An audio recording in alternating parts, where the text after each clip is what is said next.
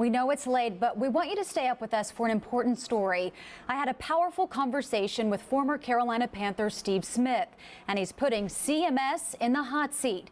He told me he's upset by the district's lack of a remote learning plan for its nearly 5,000 homeless students. He says Charlotte needs to do better for kids facing an even bigger education gap in light of the COVID pandemic. If this is their best, then damn it ain't good enough. Steve Smith, Panthers Hall of Famer and NFL analyst, says what's happening to the homeless and at-risk students at CMS right now isn't right. There was no clear-cut plan for these children in the beginning. Smith says while the district has supplied students with a computer and a hotspot, that isn't enough for kids without a permanent home. The Steve Smith Family Foundation partnered with the Urban League and the Huga co-working space Uptown to provide a learning space for students that have nowhere else to go. We've got 8,000 square feet of space that already has cubicles, chairs, furniture. It's already social distance friendly, bathroom facilities, Wi-Fi enabled. But when they reached out to CMS. You know how many people they've offered the help that they have funding for right now?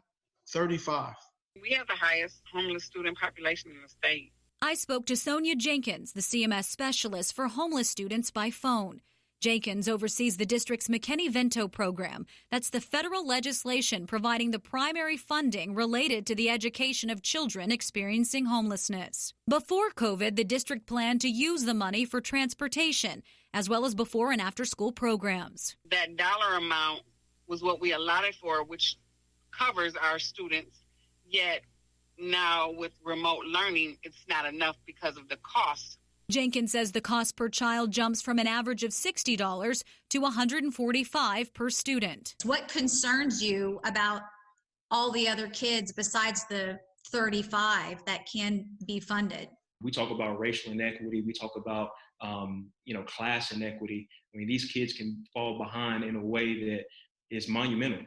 So what's your question to CMS? The real honest question is, if we wouldn't have started asking questions, what would happen to these kids? I don't think this is a COVID issue.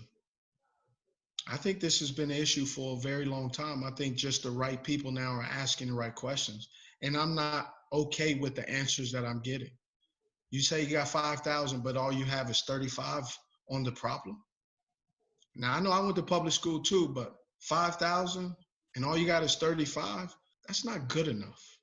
The goal now for Steve, to get at least 100 homeless students sponsored so they can open the facility by August 24th. And these young men and women, who are, majority of them are people of color, who don't have adequate means, not just to sleep, eat, but also now not to have education. The reason why I'm passionate and just kind of disappointed with everything going on is because if we wouldn't have reached out and started to see, then I truly believe it might have just got swept under the rug. Smith told me that without the financial support he received from outside sources, his story would have turned out much differently. I would not be a father.